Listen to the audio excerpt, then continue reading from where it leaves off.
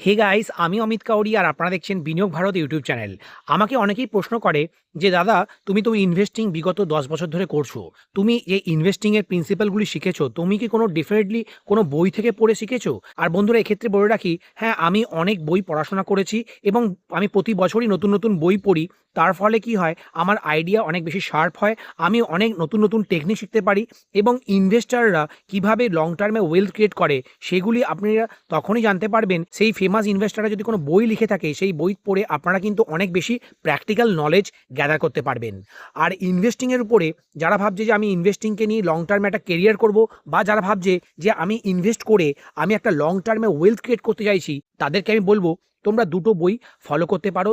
সেই দুটি বই যদি তোমরা ভালোভাবে পড়ো এবং তার প্রিন্সিপালগুলি বুঝে নাও, তাহলে কিন্তু লং টার্মে তোমরা শেয়ার মার্কেট থেকে খুব ভালো পারফরমেন্স জেনারেট করতে পারবে এবং তোমরা নিজেদের স্টক নিজেরাই পিক করতে পারবে এবং মিউচুয়াল ফান্ডের মাধ্যমেও তোমরা একটা লং টার্মে ভালো ওয়েলথ ক্রিয়েট করতে পারবে।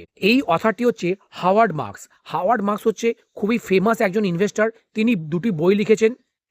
প্রথম বইটি হচ্ছে মাস্টারিং দ্য মার্কেট সাইকেল, আর সেকেন্ড বইটি হচ্ছে দ্য মোস্ট ইম্পর্ট্যান্ট থিং।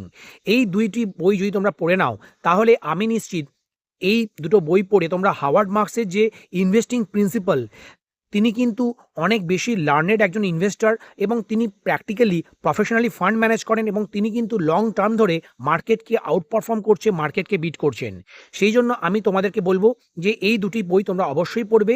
এই দুটি বই পড়ে তোমাদের অনেক বেশি ইনভেস্টিংয়ের প্রিন্সিপালগুলি, ইনভেস্টিংয়ের নলেজ তোমাদের অনেক বেশি এনহ্যান্স হয়ে যাবে। তোমরা বুঝতে পারবে যে শেয়ার মার্কেট বা স্টক মার্কেট এবং বিভিন্ন ডেভেলপড ইকোনমির ইকুইটি মার্কেট একটা সাইকেলের মধ্যে দিয়ে চলে। কোনো সময় ইকোনমির যদি খুব ভালো আপসাইকেলের মধ্যে দিয়ে চলে, তখন সেই ইকোনমির আপসাইকেলে অনেক সেক্টর ভালো পারফর্ম করে।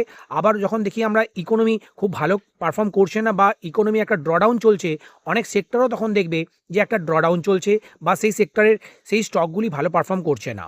কোনো কোম্পানি খুব ভালো হতে পারে, তার মানে এটা কখনোই নয় সেই স্টকটিও খুব ভালো হবে।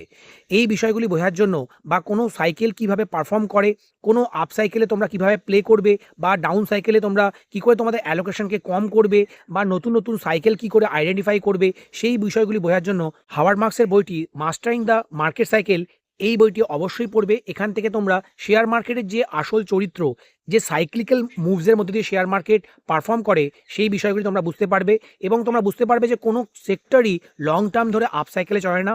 বিভিন্ন সেক্টরে বিভিন্ন সময় আপ সাইকেল চলে, কখনো ডাউন সাইকেল চলে, বা কখনো সেক্টরটি বা সেই স্টকগুলি কনসলিডেট করে। আর যারা লং টার্ম ইনভেস্টার, মানে যারা 5 বছর 10 বছর ধরে কোনো স্টকে ইনভেস্ট করতে চাইছে, তাদেরকে কিন্তু এই সাইকেলের মধ্যে দিয়েই ইনভেস্টেড থাকতে হবে। তাহলেই তারা লং টার্মে অনেক বেশি ওয়েলথ ক্রিয়েট করতে পারবে।